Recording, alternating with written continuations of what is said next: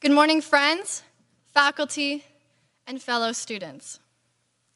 After being at Appleby for almost 4 years of my life, I've realized some of you know me quite well, and others don't know me at all.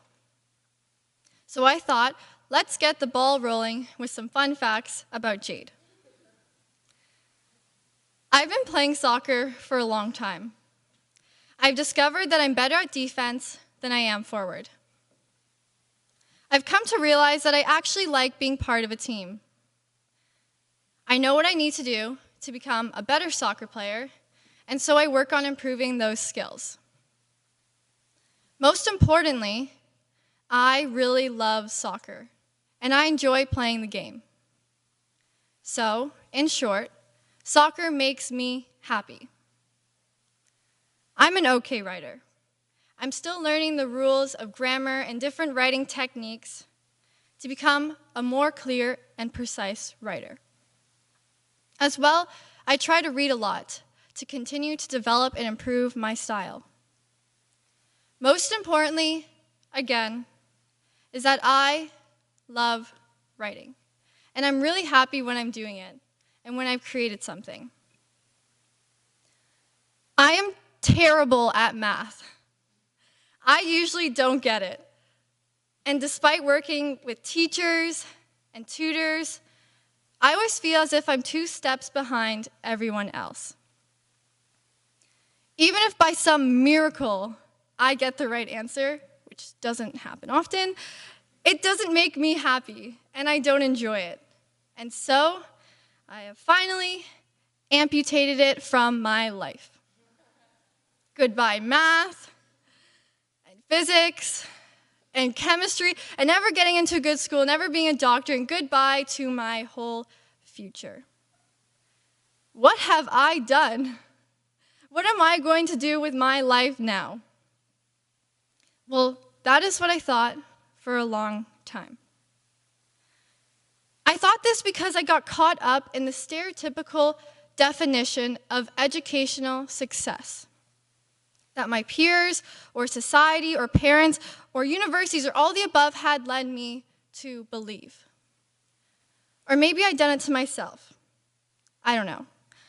Regardless of how it happened, I was convinced that if I didn't get a much better mark in the subjects that I hated and that I sucked at, I was going nowhere in life.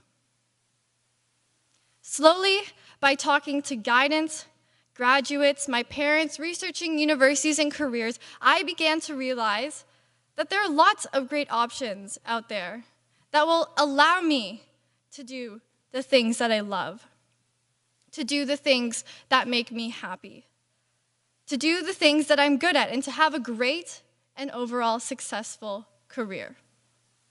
Basically, to become the best and happiest Jade Verdon possible. Then I discovered that this is actually a thing. This journey to become the best version of yourself possible is called self-actualization. Who knew? Well, when I discovered that this was a thing, I decided I wanted to learn more about this thing. And then I decided I wanted to share what I have learned with you fine folks here. So here we go. Self-actualization is a noun, meaning the realization or fulfillment of one's talents or potentialities.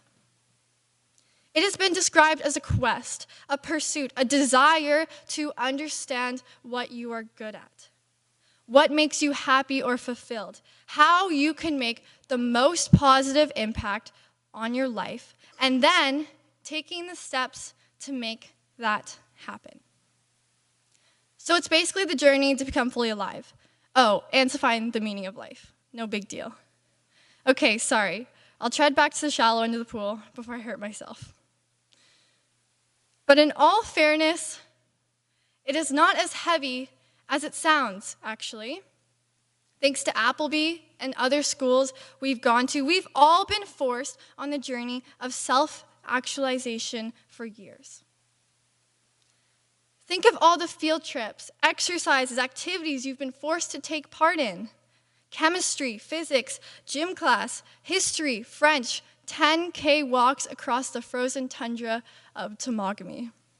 The list goes on. Some things you liked right away. Some things grew on you. Some you loved, some you hated, some you liked, but you weren't very good at. Then when you were old enough to have an informed opinion, you were allowed to select some of your own courses, select your sports, select your activities. You were even allowed to get rid of some courses. Adios, math.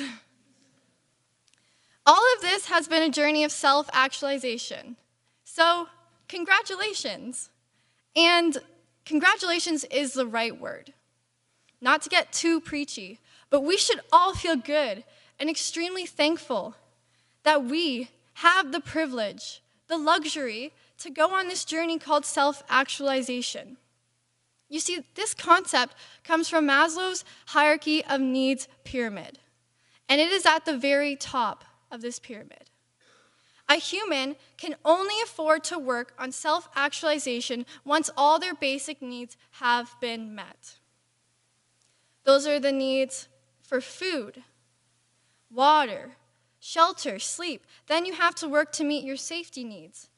Personal safety, economic security, health security.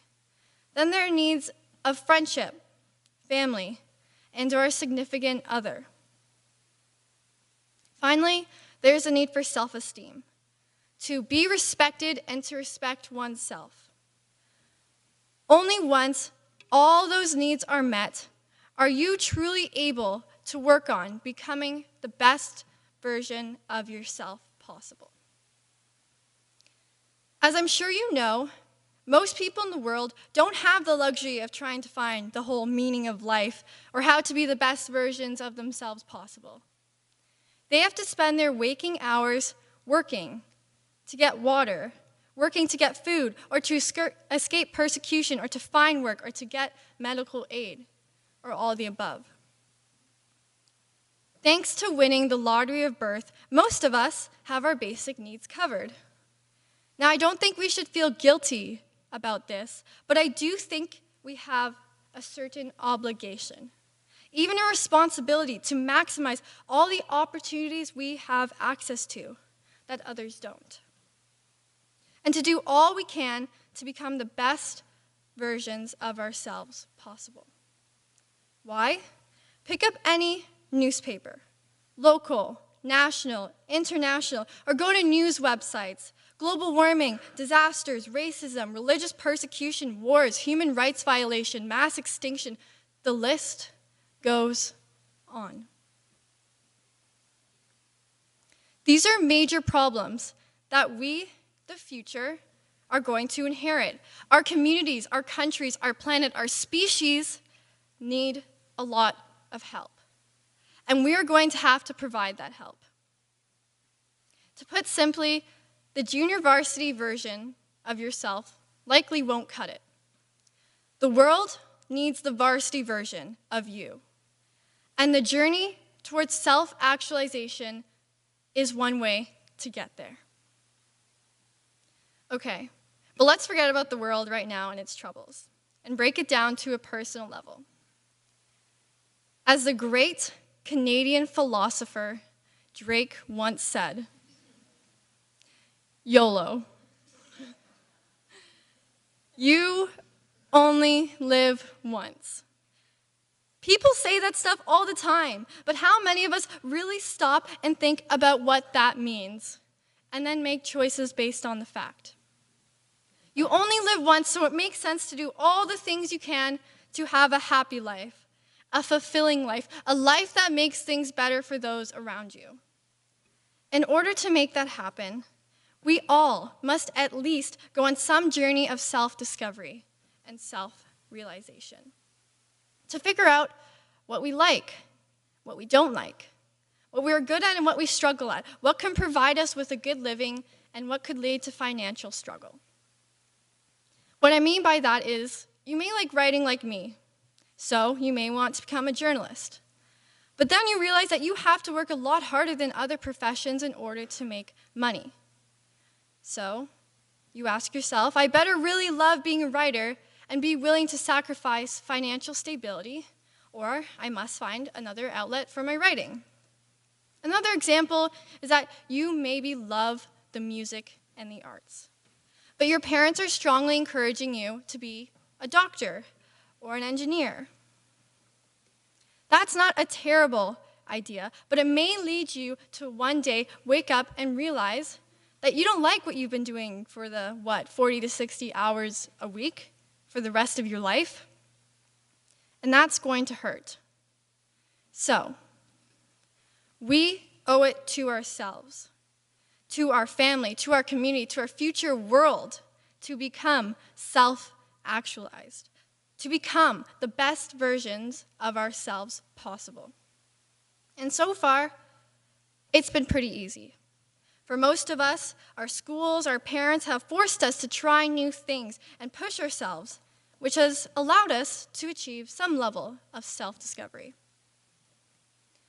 But self-discovery and self-actualization are not the same thing. Self-discovery at our age happens naturally, without much effort on our part.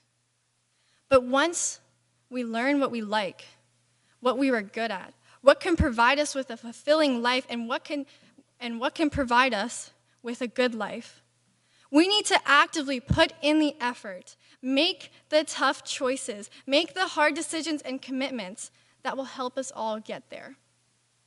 And that's self-actualization. As we leave the Appleby incubator, the responsibility to continue this journey shifts towards us. We can either let fate dictate where we end up, or we can continue to push ourselves, learn about ourselves, make the choices that will help us become the best and brightest versions of ourselves possible, that will lead to a fulfilling life, that will give meaning to life. From what I've experienced, read, and told you so far, it's not an easy task. And in fact, most people never get there. But to end with a cheesy but true cliche, it is the journey, not the destination, that matters most. I honestly don't have much figured out at this point. So I'm certainly not up here to lecture. I just thought I would share with you a pretty cool concept that I thought was important and relevant. Wherever you end up, and however you get there, I hope you all have an incredible, amazing, and adventurous journey. Now will you please rise and sing hymn 565.